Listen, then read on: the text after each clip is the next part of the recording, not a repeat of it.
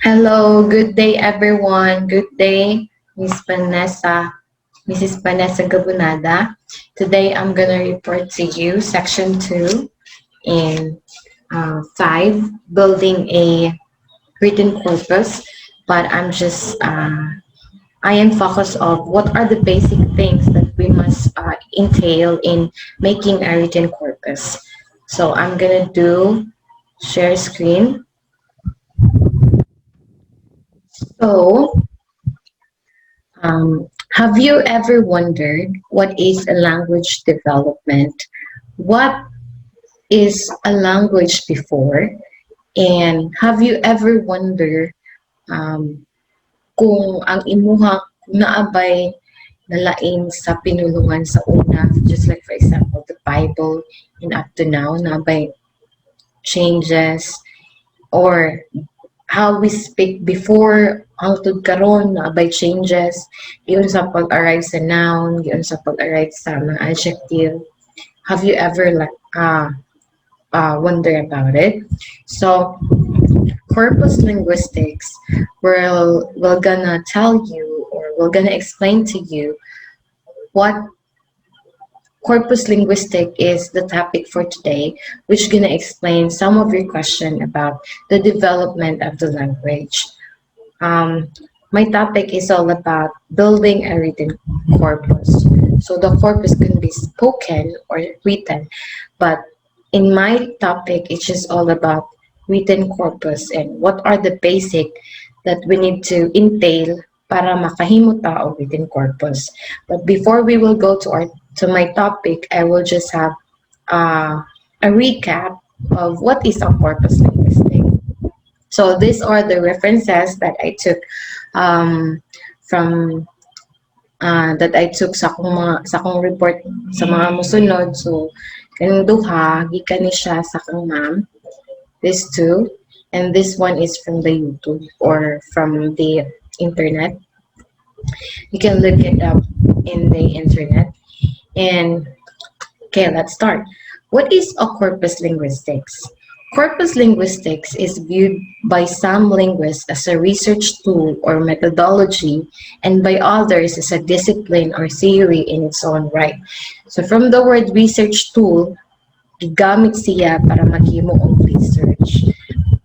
And a corpus linguistic is the study of language using corpora. So we have this idea, what is a corpora?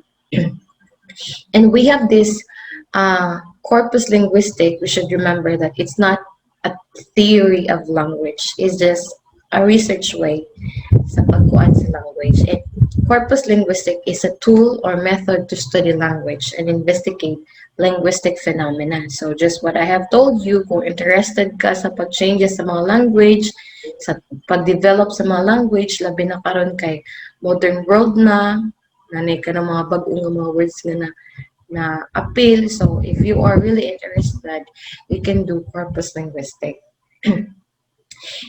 Very concrete example of corpus linguistic is the study of use of adjective changes over time. Kanang nagkalain-lain na ba siya pag buhat ba? So, for example, maglibog ka, kanusta ka mo gamit o kung mag-compare ka ba na mag-add ka ER or more, di ba?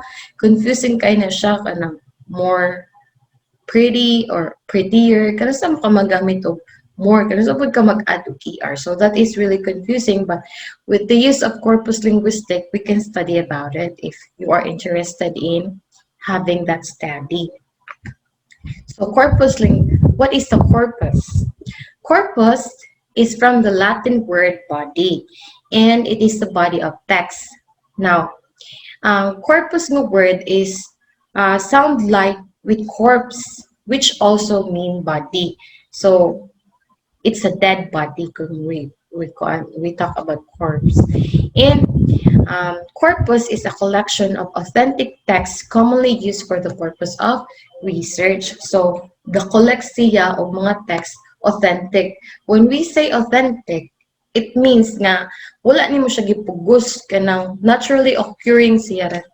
For example, ang language sa mga bata kung istorya sila sa within the classroom and kanang interested ka mag-study ba kung Naa ba sila certain nga mga words nga ginagamit nila nga naay meaning nga para sa tual, lain ang meaning, pero ang gamit sa mga bata, lain pod. So, when the kids talk, it's authentic. Wala ni mo na siya gipugos. They are just naturally occurring sa ilahang mga gipang istorya. And again, a corpus is a principled and large collection of authentic texts that are stored in a computer and analyzed using software designed for corpus analysis. So, in this modern era, kaya na naman tayo computer. So, ang corpus, na siya sa computer. Na imo siya magamit ng software. But, before daw, when I was just reading some mga material, ginasuwat ra daw na nila ang paghimo og corpus. Kaya gusto lagi nila mag-study og language. Imagine na, gasuwat lang sila nga ilang studihan ang mga language. That is really tedious. Daghan kayo silang mga gipambuhat. Now, a corpus can be from a newspaper, novels, recipes, Facebook posts, tweet you posted.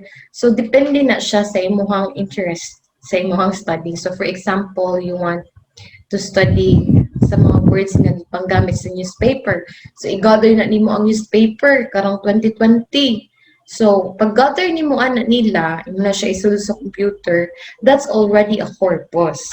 So, kung imuhang research kay all about newspaper, sa mga gipanggamit ng mga words, na ba sila mga gipanggamit ng mga figurative. So, kato yung mga gipang-gather niya, na po siya gi-encode, isod na mo siya sa computer ready for analyzing. We call that one as corpus. So, pwede po din mo mga Facebook post. If you're interested to study about how this generation used language kay mga 21st century or mga 20s nga mga bata or mga 2000 na mga bata na naman yung mga bag-o nga mga words nga very new and very timely nga usually ang mga dagko kay wala sila kay bao, just like for selfie, groovy, me time, kanang maingon ana ba nga mga words you want to study kanang maingon ana, so you will gather all the Facebook posts. Pero the very tricky here is kung unsa ang imuhang asa ka kutub na mag-gather o kisa pud imuhang i-gather. So that part will be discussed in my topic. And in a corpus, you can look up in a word frequency. Kuan sa corpus dahil makita na nimo unsa ang mga words nga permitted ginagamit sa mga bata sa ilang. For example, kung ang imong corpus kay essay sa imong mga estudyante nga imong itali kung unsa man nga word ang ilahang permitted nga magamit. So, makita na nimo sa corpus, imo lang siyang itaon niya sa computer. Kung imong corpus kay na sa computer, imo lang kitaon na to. So you can look at in your corpus the word frequency sa mga words nga gigamit sa imong bata. And you can also have collocation. When we talk about collocation, which word seems to appear in close proximity? Which word are more likely to combine in a language? So asa man diha nga mga words ang lain siya nga pagka-pronounce or lain siya nga word, but the kids are using that with similar lang gyapon ang meaning. So that is collocation. And concordance. This one is really amazing. Kay pananglitan, nagamit sila ang mga bata og word nga love. Sa computer, makita na nimo diha mag-align din ang mga love and then giunsa paggamit sa mga bata. So that's really amazing kay karon kay na may computer, it's easy to study language. So, Corpus Linguistics. Now, we ask, kung man kadako ang imuhang pag-study? That is, depends on the type of the corpus or research objective nga gusto nimong ma-attain. So, for example, gusto ka mag-explain sa mga language yung gina-use sa mga bata nga taga San Jose lang o taga Ormoc. So, your corpus katong mga quizzes sa mga bata imo nang i-gather, pero very tiring pod kay since ang imuhang objective kay ang mga bata man petang grade 1, so another school pod imong ikuan. So kung ang imuhang objective is gamay lang, for a certain lang area. So, magamit lang pod ka og gamay nga words. Pero, usually, if you're gonna talk about studying of language, it usually you're gonna use million of words para makuan jud nimo ang purpose. Makuan jud nimo, ma-attain jud nimo ang imong research objectives. So, corpus linguistics is just research in scientific way sa pagkuan sa mga baka moral sa ni siya og research na relatable ra pud ang sa topic nga gihatag ni ma'am sa kuha. And nganong kinahanglan man nga ang corpus is large and authentic.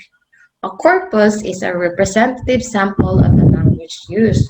Of course, kung gusto ka mag-study sa mga newspaper ang imuhang gikuan, imuhang corpus, kanang newspaper nga gigamit anang certain nga area, for example, newspaper dito sa Ormoc, representative na siya sa language nga ginagamit sa Ormoc. Because in newspaper, ang pamutang jud din ang makasabot jud ang mga nagpuyo sa Ormoc. So that is a representative of a language of a certain place. And the next one is, it should be represent the language you intended to investigate. So for example, gusto ka mag-investigate og waray, anong diri man ka mag-investigate sa Ormoc nga ang sinultian sa Ormoc is kuan man siya kanang Bisaya man Cebuano. So everything is depends on your research objective or your corpus type of corpus. And those corpus are already stored in the computer. Now, naay kanang good thing about computer. If we're using computer, it is easy to analyze. Storing text in a computer makes the corpus analysis easy. So, sayo na lang kay mo count naman siya sa frequency, unya diyot na lang pod ang pag-ihap o accurate pa jud kayo. Katong sa una, ang gamit daw sa mga linguist, ila daw na ipangsulsuwat. And you know, we have this human error nga dili jud nato malikyan. So, if you have a computer na ay mga patterns not easily detectable by humans, but computer can detect it kay na naman sila mga algorithm to detect some errors. So, amazing na kay karong mga panahon na because we have this computer who can do the task. But, computer has its limitation because sa computer, ang hatag lang sa computer is just the quantitative explanation. Mag-count lang siya o magpakita sa imuha. But, when we talk about qualitative explanation, it still depends on the linguist itself. It depends about the researcher. So, imuha jud gyapon na siyang i-analyze, not the computer. Computer, maghatag lang na siya og mga, kung sa stat pa or sa mga research pa, maghatag na siya R-squared, mga mga numerical data, mga median mode, mga ingon ana lang ipanghatag niya, mga descriptive lang iyang may ipanghatag. But it's still up to us how to give qualitative explanation. So that is the limitation of computer. Now, in this time, I'm gonna share to you a software that is using for analyzing a written corpus. So we have there how to make a written corpus. We have to prepare the ancon. This one is a software nga maghimo og corpus para ma-align siya. So this one are a corpus file. Imo na siyang i-click nimo ang file sa ancon kanang software ni siya mga classmate. Nya imo siyang ipamutangat ang imuhang, this one is a corpus file katong akong giingon yung nga mag-collect ka nga i-encode nga isulod nimo diri sa anko para imuhang ma-analyze. And we have here the settings. Ingat to nimo, i-listen sa nimo ang imong mga tool preferences. You will check the rank, the frequency, the word, the lemma word, and treat all the data lowercase. So if you want to treat it nga wala siya ga-caps lock, so you will just do that. And those are the word list. As you can see, na yung mga abuse, kanang mga, nindot kay ang computer kay masabtan din niya or pwede niya i-treat as one. Oh, this one. You can see, nasa yung mga lemma niya, ang mga frequency niya, o ang ranking niya. So, as you can see, ang first nga mga gipanggamit ng word is that. That is really, kung ano siya kay, ang da kay conjunction man siya. So, in every sentence, we usually put da. Diba? So, number one jud ang da. So, and then we also have the one I told you, we have this the concordance. And the word here is process. Ang process ganhi, iyang gipang-highlight ang process nga gigamit ng word. And as you can see, naapod siya, giunsa siya paggamit. So in that, you can analyze already sa ngana pa lang. So it's really amazing. Maging mga kanong, and we have this one, the clusters, and that one. So I'm just sharing to you the what is linguistic, corpus linguistic, and this. So I'm gonna go to my topic now. The corpus linguistic, building a written corpus. What are the basics? So when we build a written corpus, we're just gonna entail 5 things in building a written corpus. The first one is what does building a written corpus entail? So we need to ask, do I have to do this? Why build a corpus? The purpose of the corpus must be clear. So, the first pa lang sa imuha pa lang, pag imo pa lang mo research kung sa thesis pa lang ni siya. At first pa lang, you need to be specific kung ano sa imong goal or sa imong objective. Is it general or specific? And we have here the size of the corpus and how it should be balanced, the sampling methods to be used, the kind of text that should be used, and how representative could be achieved.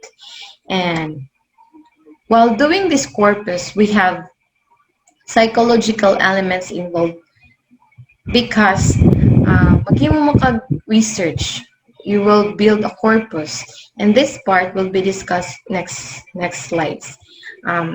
So maghuna-una ka how to plan your corpus, o unsaon pud nimo pag-find sa mga data, o unsaon nimo pag-gather, find nimo unsaon nimo pag-gather nya, unsaon pud nimo pag-format ana niya, and it will take you a lot of time or a long period of time just to make the corpus. And the next one is planning the corpus. Of course, you will again ask yourself, ano maghimo man ka corpus? And remember, if the corpus you're going to make something is new to both your research and the search community. So kung maghimo og corpus, ayun sa nang balik-balik. Maghimo kag research, dapat ka nang bag-o. Dili lang sa imuha, kundi sa imuhang search community. Kay para na maambag po na siya sa development language, study of language, and yung certain nga barangay or whatever research imuhang gusto nga buhaton. Now, how big should the written corpus be? As I have told you in the introduction before, that it should be as big as you can. Kay kung big siya, naakay ka ng magamit, dako ang imuhang ma-representative. Kaya kung sa research man good, if ang research, you have this hypothesis nga gusto nimong ma-prove. Now, if gamay lang ang imuhang sample, ang imuhang ma-conclude na, labi na di imo ma-prove, you will conclude dahil sa imuhang last na based on the gathered data, it is not enough to conclude, dili enough to conclude. So, mag-gather na pud ka og data para ma-enough ang imuhang conclusion. Ma-prove nimo ang imong hypothesis na true. Okay, biggest is the best. Now, if we talk about biggest, usually, dako na siya pag lexicographic project. Dagko siya kay ginayuse siya sa pedagogical purposes. What is that? It is used for educational, for teaching purposes. So, kaysa mga linguistic ka nang mag-teach ka, so dako jud ka imuhang sample or ang imuhang corpus para mahimo siyang representative or mas kuan siya mas accurate o kanang hypothetically nga makaprove sa imuhang research. Okay, we have these three main criteria sa paghimo nimo og corpus. We have here the pragmatic, historical, and pedagogical. We already talked about pedagogical, which is teaching purposes, and historical, mo to siyang katong history from our previous life, katong mga niagi, mga history. And we have the pragmatic, it dealing with things sensibly and realistically in a way that is based on practical rather than theoretical considerations. So pragmatic. Practical siya rather than theoretical ang imuhang paggamit. So those are for the purposes of sa lexicographic projects. And we have here sa una, they are using 2,000 words. And imagine na, they're doing it for 8 hours. Ilan ang gina-read o ilan ang gina-suwat just to have a corpus. But according to Fang in 1993, 1 million words represent a reasonably large proportion of the finite subset of the language under study. So 2,000 is really a small amount if we talk about corpus. So if you talk about corpus, it should be 1 million words, and that's a lot of words. And can you imagine if that we don't have a computer nga, naghimo sila og corpus, ilan ang nagisuwat ang 1 million words? And they're just human, we're just human, we will commit a mistake. So we are really blessed because we have computer now who will do the doing the frequency, the concordance, and a lot of things, who will minimize human error. And the next one is sampling, balancing, and making your written corpus representative. This is really a hard one kay labi na sa paghimo og thesis, you don't know kung unsa man imo unahon. Pangitaon nimo ang mga population, pangitaon nimo ang respondent nga imong kuanon para makahimo kog problem or maghimo kog problem nga usa ka mangita og population. That's very tricky, di ba? Kay maglibog ka kung asa ka magsugod.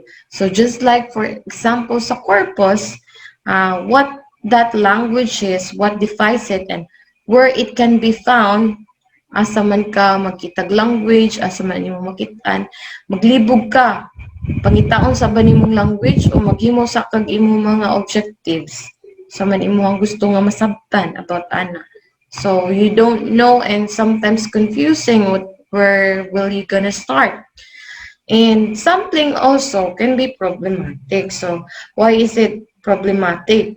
Number one, the population from which the sample is to be drawn is poorly defined. Dili kay nato ma-define. So for example kanang kuan, gusto ka mag-sample og mga taga-ormoc lang nga mga batanon or mga kuan, mga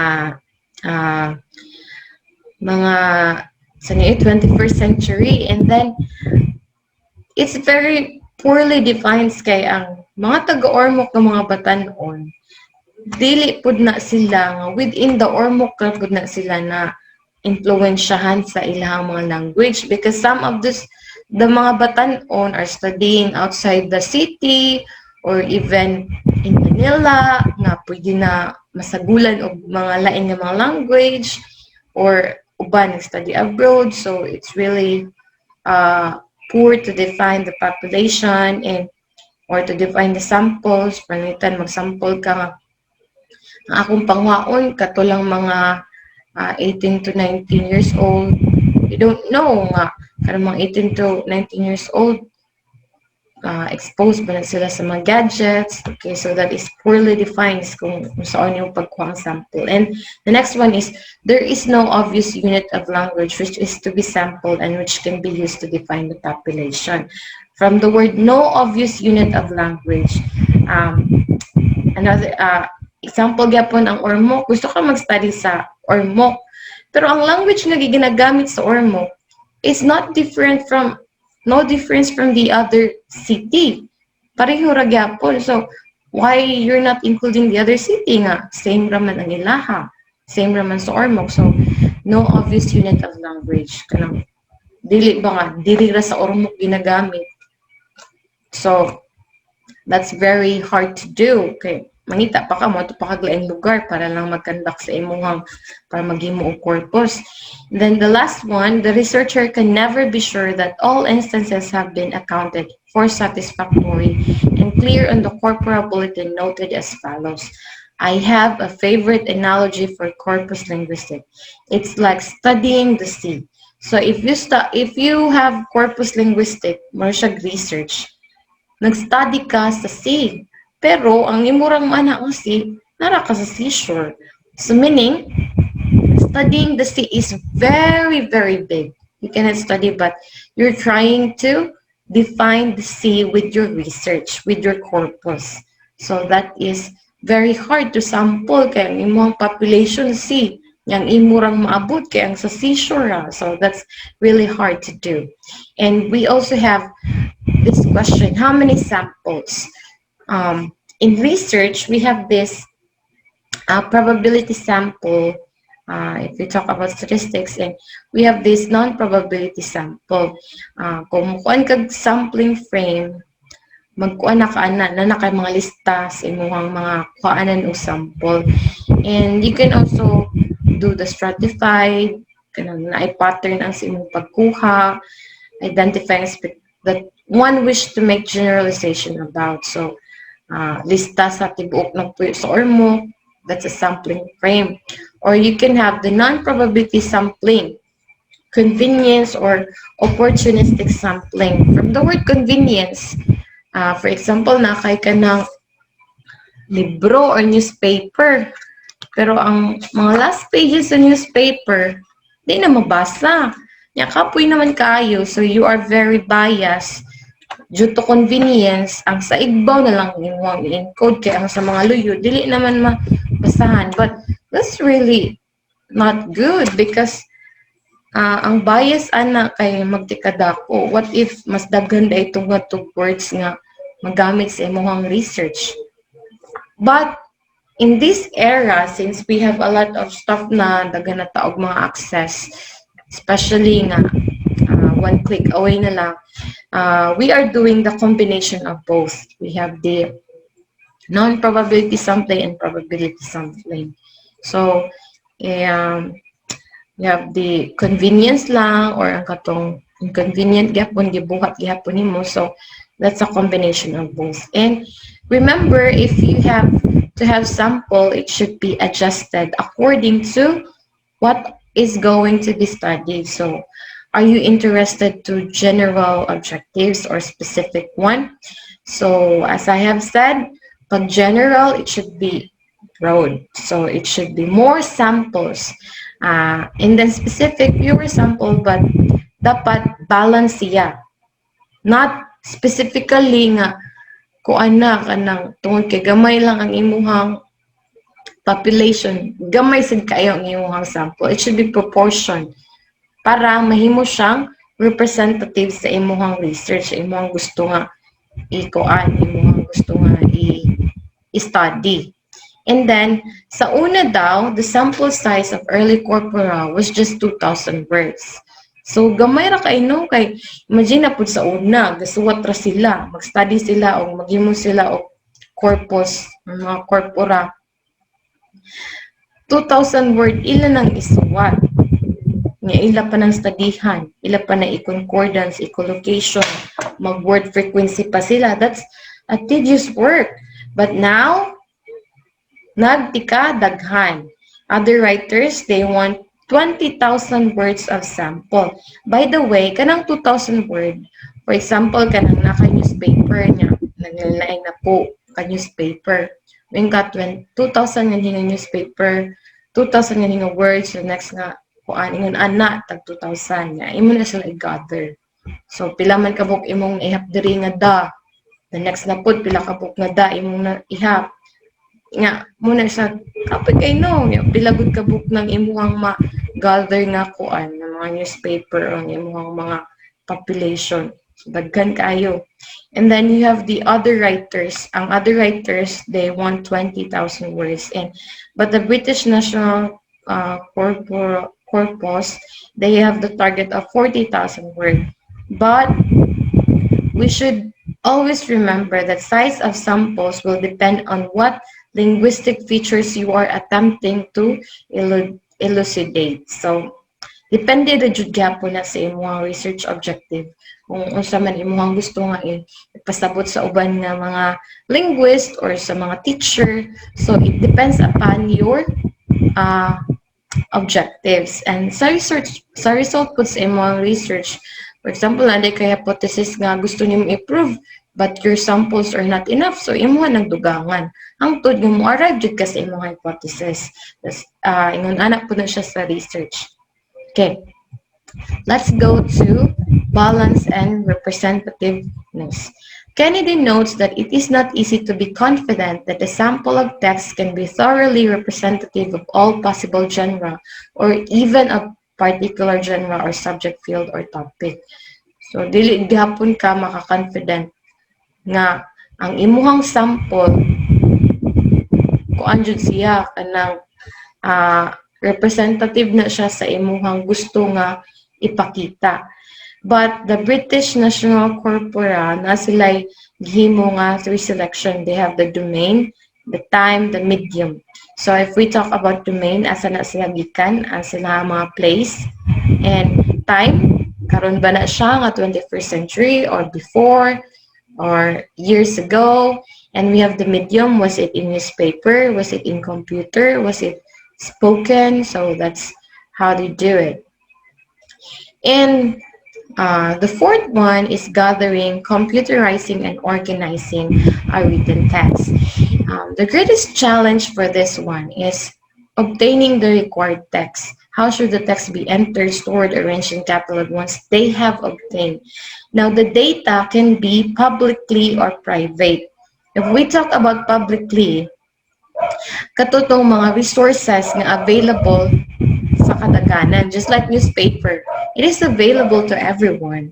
You don't need to ask a copy for it. You can get that immediately if you want to. And you can have the journals, the magazines, and number of sites on the internet. And we also have this automated web searching where you can just search automatically if you want to do some purpose, because we just want to have a click away and ta-da, you just do the Google. And then we have here the private data. If we talk about the private data, this is the personal contacts you have to gain, documents you required. So these are secondary data that is really private. So for example, you want to have, you want to gather a essay, contest essay, nagipanggamit ana sa mga nag-appeal, you want to study their languages nga ilang gigamit. So, you will ask a permission from a certain agency or a certain company para makaingon ana ka, para maka-study ka sa ilang mga words. So, that is a private data. So, you know the difference now between the publicly available data and the private data.